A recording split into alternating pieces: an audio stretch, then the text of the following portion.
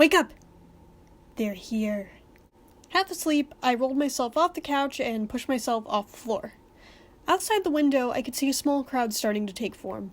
Since all Small and Eyeball agents typically keep their identities a secret, I didn't recognize anyone. Well, except Agent Dark Booty. I met him years ago at NASA Place, back when Zim tried to destroy the Earth by piloting Mars. Last I saw him, he was a janitor. What he'd been up to since then, I had no idea. So, you want to push the button, or should I? Yeah, I'll do it, I replied. When I took the remote, I could barely feel it in my own hands. My mind was hyper-fixated on Agent Dark Booty. I didn't feel as guilty about wiping the brains of the other agents, but the connection I had with Dark Booty was personal. Sure, he didn't always believe me, but he did help me on more than one occasion. I contemplated if maybe there could be some other way. Maybe we could just come clean and try to convince him not to tell anyone. No. It was too risky. I couldn't do that to Zim. Not after that dream he had the previous night. I needed him to know that he could trust me. There was no other way. It had to be done. During that time of me just standing there, my thumb hovering over the button, I finally realized that Dark Booty was standing at the window, staring at me. I couldn't read his expression. Confusion, shock, betrayal. It was something along those lines. I tore my eyes away from his gaze and looked at the remote in my hand. With a heavy sigh, I faced my former ally one last time. I'm sorry. In a flash, the once determined agents now looked disoriented, wondering how they ended up on the lawn of Zim's normal house. After a few minutes, they all left. Heh, glad that's over. Up for some video games, Dib Human? Actually, I should head home. My dad's probably worried about me. I couldn't really blame him for not picking up on my emotions with him being an alien and all, but I definitely needed some time alone, and Zim's obliviousness to what I just went through would only make me feel more frustrated. I had to choose between my childhood hero and my childhood enemy, and though I felt like I made the right choice, I still felt terrible. When I got home, Gaz was in her usual spot on the couch, not looking up from her game. "You're back in one piece," she stated. I ignored her and started to head for my room, but to my surprise, I heard the audio from her game come to a sudden stop. She never paused. "Don't you have anything to say for yourself?" I stopped and turned around to face her, her expression dead serious. "You spent the night at Zim's, didn't you? What? Are you stupid?" I shrugged. He needed my help with something. She rolled her eyes. "Oh, and you weren't at all concerned that he might, I don't know, rip your guts out in your sleep or something?" My mind shifted back to the night before, when Zim's nightmare was transmitted to my dreams. That vulnerable look in his eyes would haunt me forever. It really made me question why I was so eager to dissect him as a kid. Sure, he was trying to destroy the Earth, but the way I tormented him in the dream was sickening. I didn't even put him out of his misery first.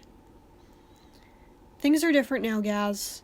Zim's not a threat to me anymore, and I'm not a threat to him. Initially, she scowled, but when she spoke again, her tone softened. "Look, Dib, you better know what you're getting yourself into. Zim's incompetent when it comes to actually taking over the planet, but he's not stupid. He could just be trying to gain your trust so it's easier to take you down later. Well, if you're so worried about him betraying me, why wait until now to say something?" I asked. "I wasn't worried, it's just... I didn't expect you guys to get this close this fast. It's weird, you've got to admit that. Just try not to get yourself killed, and if he hurts you, let me know so I can break his spine." I chuckled to myself as I went to my room. Gaz had the weirdest way of showing that she cared about me.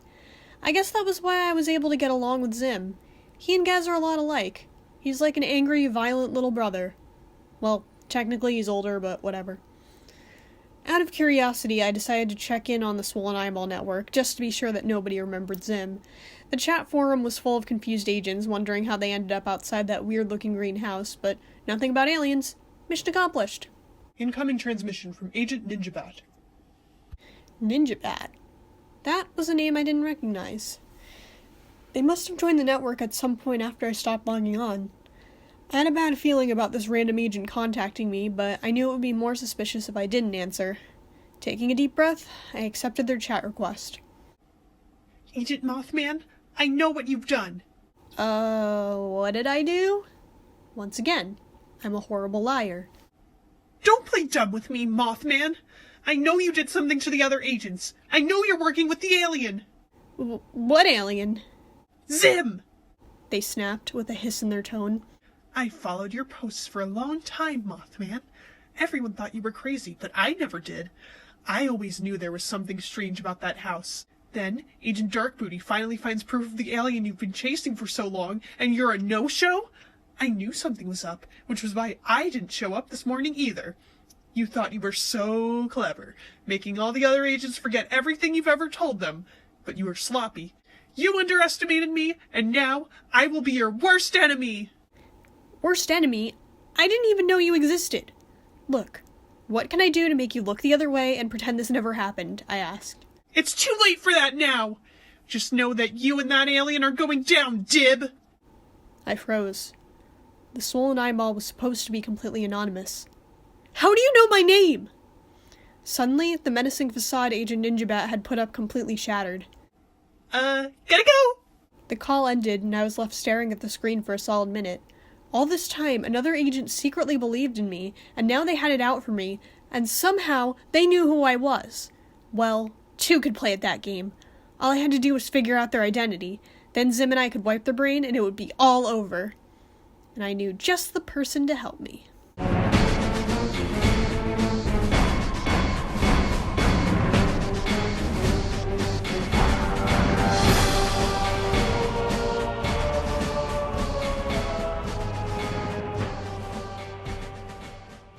After bribing her with some pizza from Bloaties, Gaz went to work on hacking into Ninjabat's webcam. She was up all night working on it. Ninjabat's computer was unsurprisingly high-tech, so the security measures were much stronger. The next morning, I woke up to find Gaz still going strong, typing away at my computer. I only hoped she didn't snoop through anything on there while I was asleep. She had more than enough blackmail material on me already. When she finally got into the webcam, I braced myself, knowing that whoever was behind the screen would be a familiar face. But the person who appeared on screen was not who I expected. Keith? Gaz squinted at him, not immediately recognizing him. Isn't that weird kid who used to follow you and Zim around? Yeah, that's him, but it doesn't make any sense. Sure, he's a creepy stalker, but he always seems so normal and oblivious and Keith-like. Then again, maybe he seeks revenge, fueled by his obsession with Zim. Tired of rejection, he wants to expose him for the alien monster that he is. You're doing that annoying monologue thing again. Yes, it all makes sense, but we'll need more proof. Come on, Gaz, we're going over there to investigate. She pushed herself away from the desk. I only agreed to hack into the webcam. You and Zim are on your own for this one. Leave it to Gaz to apathetically reject a good investigation. Oh well, she helped in her own way, I guess. I went back over to Zim's base to tell him the plan. We'd go to his house, ask some questions, and if we could get a confirmation on him being Ninjabat, we'd wipe his brain. Can't we just wipe his brain regardless? Zim asked on the way there. Isn't the whole point of this for you to not get arrested? No unnecessary brain wipes, I argued. True, but this is Keith we're talking about. It seems very necessary. With a single knock on the door, the ginger-haired menace appeared. Oh my gosh! Zim and Dib? You're here to see me? My best friends are here to see me? We just want to ask you a few questions. Without warning, he grabbed both our hands and pulled us inside. Sounds great! Then after that, we could go to the movies, and then we could go to the arcade, and eat pizza, and take pictures together! Uh-huh, that's great, Keith. Are you familiar with the Swollen Eyeball Network? He shook his head. Nope! My eyes don't get swollen anymore after Zim gave me these cool new ones. Isn't that a thoughtful gift? For the first time, I noticed how lens-like his eyes were. I turned to Zim, who avoided my gaze. You stole his eyes?! I screamed. What? I gave him new ones. He just said so, Zim argued. Well, it seemed Keith had a clear motive against Zim. So, you've been friends with Zim a long time, huh? I asked. Oh yeah, we're the bestest friends, right, Zim? The alien scowled. I was about to strangle him. If he didn't play along, we would get nowhere. Yes, well, of course we're friends, he stated, gagging. Now, if you'll excuse me, I have to go vomit. Where's your toilet? Keith sent him upstairs, leaving the two of us alone. Alright, let's cut to the chase. Are you Agent Ninjabat or not? I asked. Oh, that's not me. My little sister calls herself that, though. Your sister? Yeah, I have 2 younger siblings, Meef and Moofy. They're upstairs right now. Moofy. Where did I hear that name before? It sounded so familiar, and yet... My thoughts were interrupted by the sound of Zim screaming upstairs. You'll excuse me a sec. Right in the middle of the upstairs hallway, I found Zim pinned to the floor by an 11-ish-year-old girl with orange pigtails. So, you found me. That was fast, she said with a smirk. You're Agent Ninjabat? But why? And how did you know who I was? We've never even met you. Forgot about me already, huh? Don't you remember 6 years ago, when a girly ranger got her foot stuck in front of that freaky-looking green house? The memories flooded back to me. That was why I remembered her. This kid was all over the news, and she loved every minute of it. In fact, if Zim hadn't ripped her out of the ground, President Man would have drilled right into his base. That was a weird day. Okay, now I remember you, but I still don't get why you're doing this. You left behind a journal that day. This one. She whipped out a black book with the swollen eyeball logo on the cover. I read through it, and it explained everything. It made perfect sense. Zim was the only one who was able to get me out of that hole because he's not human. Only an alien monster from beyond would be able to get past my horrible screaming. From that moment on, I knew I had to learn more, so I could enact my revenge against the evil alien who ended my TV fame! So I've been stalking you online and in real life with the help of my brother who's totally obsessed with you for some reason. I once thought maybe we could be allies, until I learned that you became friends with this thing! At that moment, all I could do was facepalm. Oh, come on! You've seriously been holding a grudge over that for all this time? You want to destroy Zim for pulling you out of a hole? That's like the least of his crimes. She smirked. Oh, I know that, Dib. As I've said, I've been following your contributions to the Swollen Eyeball Network for a while now, and I know about all the horrible things he's done. And for you to side with him? Clearly you're a brainwashed traitor. It's my sole responsibility to take both of you down. Zim chuckled. Hey Dib, who does she sound like right now? He asked, teasing. As much as I hated to admit it, that annoying, screaming little girl turned into another me. And from the looks of it, that wasn't good. Quiet, you! She screeched, giving him a swift punch in the face. Alright, Moofy, look. If you would just calmly let me explain things to you, maybe we could... Yeah! Before I could finish talking, she cut me off with a high-pitched shriek, immediately summoning her parents. Zim and I were promptly kicked out of the house, and her dad threatened to pummel us if we ever came back. Fantastic. So, what do we do about the little demon baby? Zim asked as we walked back to my house. We'll figure something out. I'm not too worried, though. She's just a kid. If nobody listened to me back then, I doubt anyone will pay attention to her. Though, in the back of my mind, I couldn't forget how that day ended. Zim was praised as the hero who saved Moofy from the hole, but when I actually got stuck, nobody came.